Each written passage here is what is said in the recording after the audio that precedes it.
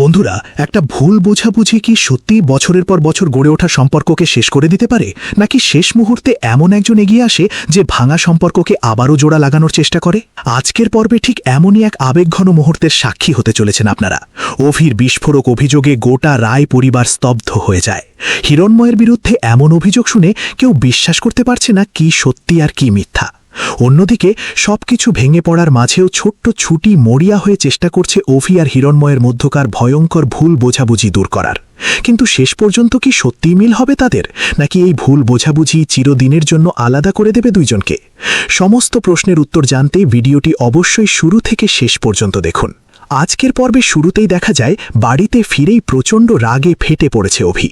তার চোখে মুখে স্পষ্ট হতাশা আর ক্ষোভ। বাড়িতে ঢুকেই সে ঈশাকে উদ্দেশ্য করে বলতে শুরু করে, এই বাড়িতে যেন কোনোদিনও শান্তি বলে কিছু ছিল না। সারাক্ষণ ঝগড়া, অভিযোগ আর অশান্তির মধ্যেই দিন কাটছে। অভি আরও বলে, ঈশার ভাগ্য ভালো যে সে ঈশার মতো মানুষ নয়। যদি হতো তাহলে অনেক আগেই তাকে এই বাড়ি থেকে বের করে দিত, কিন্তু সে তা করেনি, কারণ এখনও সম্পর্কের মূল্য দিতে জানে। অভির কণ্ঠে তখন জমে থাকা দীর্ঘদিনের অভিমান। সে জানিয়ে দেয়, সবাই নিজেদের ঝগড়া আর রাগ নিয়ে এতটাই ব্যস্ত যে কেউ একবারও ভাবেনি তার জীবনেও কষ্ট থাকতে পারে, হতাশা থাকতে পারে, অপূর্ণতা থাকতে পারে। এতদিন ধরে সে সব কিছু সহ্য করেছে, কিন্তু আজ আর তার পক্ষে সম্ভব হচ্ছে না। ঈশা ভাইয়ের এমন রূপ দেখে অবাক হয়ে যায়। সে শান্তভাবে অভির কাছে গিয়ে জানতে চায়, হঠাৎ এমন আচরণ করছে কেন, কি হয়েছে তার? কিন্তু অভির উত্তর আরও কঠিন। সে বলে, জানলেও তো কিছু করতে পারবে না। ঈশার জীবনের একমাত্র কাজ হয়ে দাঁড়িয়েছে ছুটিকে অপমান করা, আর সেই কারণেই ভাই বোনের সুন্দর সম্পর্কটাও ধীরে ধীরে শেষ হয়ে গেছে। এই কথাগুলো শুনে ঈশা একেবারে নিশ্চুপ হয়ে যায়। ঠিক তখনই ঠাম্মি এগিয়ে আসেন। তিনি অভির মাথায় হাত বুলিয়ে আদর করে বলেন, দাদাই, একটু শান্ত হও, কি হয়েছে তোমার? কিন্তু অভির রাগ তখনও কমেনি। ঠাম্মি যখন ছুটিকে জিজ্ঞেস করেন সে কি অভিকে কষ্ট দিয়েছে, তখনই অভি ছুটির পক্ষ নিয়ে দাঁড়িয়ে যায়। সে স্পষ্ট জানিয়ে দেয়, ছুটিকে এসব প্রশ্ন করার কোনো দরকার নেই, বরং সবাই তাকে ভুল বুঝছে। অভি বুঝে গেছে এই মুহূর্তে সে কাউকেই কিছু বোঝাতে পারবে না, তার কথা কেউ বিশ্বাসই করবে না। ঠাম্মি অনেক চেষ্টা করেন অভিকে নিজের ঘরে নিয়ে গিয়ে আগের মতো গল্প করতে, কিন্তু অভি তাতে রাজি হয় না, বরং সে পরিবারের ভণ্ডামির কথাই তুলে ধরে। তার অভিযোগ, সবাই শুধু ছুটিকে দিয়ে কাজ করিয়ে নেয়, অথচ বাইরে গিয়ে বলে রায় পরিবারের মতো ভালো পরিবার নাকি আর নেই। সম্মান, ভালোবাসা আর সম্পর্কের কথা সবাই বলে, কিন্তু বাস্তবে কেউ সেগুলো মানে না। অভির প্রতিটি কথায় যেন জমে থাকা ক্ষোভ বিস্ফোরণের মতো বেরিয়ে আসছিল। এমন সময় শতরূপা ছেলেকে থামানোর চেষ্টা করেন। তিনি অবাক হয়ে জানতে চান কি হয়েছে তার, কেন সে এমন আচরণ করছে। কিন্তু অভি যা বলল তা শুনে পুরো পরিবার যেন মুহূর্তের মধ্যেই স্তব্ধ হয়ে যায়। অভি জানিয়ে দেয়, আজ হিরণ্ময় আঙ্কেল তাকে কিডন্যাপ করিয়েছিলেন যাতে সে কোর্টে পৌঁছাতে না পারে। এই একটি কথাতেই যেন গোটা বাড়ির পরিবেশ পাল্টে যায়। সবার মুখে বিস্ময়, চোখে মুখে অবিশ্বাস। ঠাম্মি রাগে ফেটে পড়ে বলেন, হিরণ্ময় কি এতটা নিচে নেমে যেতে পারে? অন্যদিকে হিরণ্ময় নিজের ঘরে একা বসে আছে, হাতে ছোটবেলার অভি আর পরীর একটি ছবি। ছবিটার দিকে তাকিয়ে সে ভেঙে পড়া গলায় বলতে থাকে, কোথায় হারিয়ে গেল সেই ছোট্ট অভি, যে তাকে নিজের সবচেয়ে কাছের মানুষ মনে করত। সে বিশ্বাসই করতে পারছে না অভি তাকে এমন ভয়ঙ্কর অভিযোগ করতে পারল।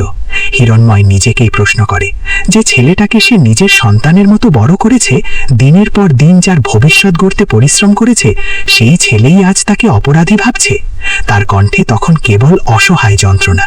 এদিকে অভিও নিজের ঘরে বসে হিরণ্ময়ের কথাগুলোই ভাবছে। তার মনেও যেন এক অদ্ভুত দ্বন্দ্ব। সত্যিই কি হিরণ্ময় এমন কাজ করতে পারেন, নাকি কোথাও বড় কোনো ভুল বোঝাবুঝি হয়েছে?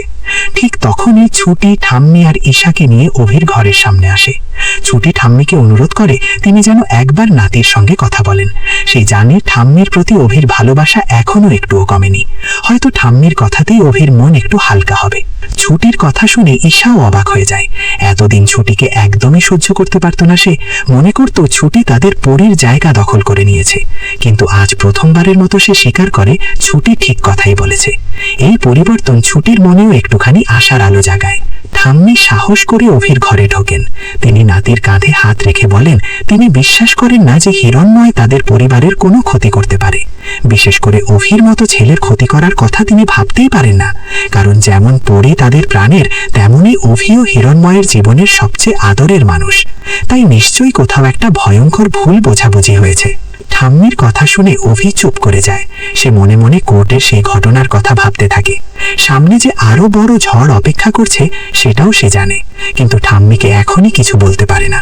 অন্যদিকে ঠাম্মি নাতির মাথায় হাত বুলিয়ে কাঁদতে কাঁদতে বলেন, দাদাই তুই শুধু একবার হাস, তুই কষ্ট পেলে আমিও যে ভেঙে পড়ি।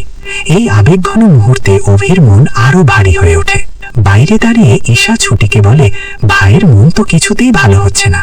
তখন ছুটি খুব শান্তভাবে বলে, তোমরা সবাই খুব ভাগ্যবান, কারণ মন খারাপের সময়ে একে অপরের কাঁধ আছে, একে অপরকে জড়িয়ে ধরে কান্না করার মানুষ আছে। এই কথাগুলো শুনে ঈশাও কিছুক্ষণ চুপ করে থাকে। এরপর ছুটি নিজেই অভির সামনে গিয়ে বোঝানোর চেষ্টা করে। সে জানায় নিচে সবাই অভিকে নিয়ে কতটা চিন্তিত। মা কাঁদছে, ঠাম্মি কাঁদছে, পুরো পরিবার তার জন্য অস্থির। আর হিরণময়ও তো তার আপন মানুষ, হয়তো সত্যি কোথাও একটা ভুল বোঝাবুঝি হয়েছে। কিন্তু অভি তখন আর কোনো যুক্তিই শুনতে রাজি নয়। সে বলে, অনেক দিন ধরে সে সবার কথা বুঝতে চেষ্টা করেছে, এখন সে ক্লান্ত, সে শুধু একটু একা থাকতে চায়। অভির ইচ্ছাকে সম্মান জানিয়ে ঠাম্মি, ঈশা আর ছুটি ঘর থেকে বেরিয়ে আসেন। দরজাটা জোরে বন্ধ করে দেয় অভি। বাইরে দাঁড়িয়ে ঠাম্মি ভাবতে থাকেন, শুধু হিরণময়ের ঘটনাই নয়, অভির মনে নিশ্চয়ই আরো গভীর কোনো কষ্ট লুকিয়ে আছে। ছুটি তখন আবারও আশ্বস্ত করে যে তার সঙ্গে অভির কোনো ঝগড়া হয়নি। ঠাম্মি বলেন, তিনি এখনো ছুটিকে পুরোপুরি মেনে নিতে পারেননি, কিন্তু এটুকু বুঝেছেন অভির কষ্টের সময়ে এখন সবাইকে একসঙ্গে দাঁড়াতে হবে। ঠিক তখনই ঈশার মাথায় একটি বুদ্ধি আসে। সে বলে, ভাইয়ের প্রিয় খাবার রান্না করলে হয়তো তার মনটা একটু ভালো হবে। ছুটি মনে করিয়ে দেয়, একদিন শতরূপার মুখে শুনেছিল অভি নাকি আলু সিদ্ধ দিয়ে গরম ভাত খুব ভালোবাসে। ঠাম্মিও সঙ্গে সঙ্গে কথাটা সমর্থন করেন। আর ঈশা হাসতে হাসতে বলে, ভাইয়ের প্রিয় প্রোটিন বারও অনলাইনে অর্ডার করে দিচ্ছে। পরিবারের সবাই মিলে অভির মুখে আবার হাসি ফোটানোর এই ছোট ছোট প্রচেষ্টা দেখে ছুটির মন ভরে যায়। সে মনে মনে বলে, এটাই তো আসল পরিবার, যেখানে একজনের কষ্টে সবাই একসঙ্গে পাশে দাঁড়ায়। এই আবেগঘন মুহূর্তের মধ্য দিয়েই আজকের পর্ব শেষ হয়। কিন্তু প্রশ্ন একটাই থেকে যায়, ছুটির আন্তরিক প্রচেষ্টা কি সত্যি অভি আর হিরণময়ের সমস্ত ভুল বোঝাবুঝি মিটিয়ে দিতে পারবে, নাকি সামনে অপেক্ষা করছে আরো বড় কোনো বিস্ফোরক সত্য? আপনাদের কি মনে হয়? নিজের মতামত অবশ্যই কমেন্টে জানাতে ভুলবেন না। আর এমনই প্রতিদিনের নতুন পর্বের আপডেট সবার আগে পেতে ভিডিওটি ভালো লাগলে লাইক করুন, চ্যানেলটি সাবস্ক্রাইব করুন এবং পাশে থাকা বেল আইকনটি চাপতে একদমই ভুলবেন না।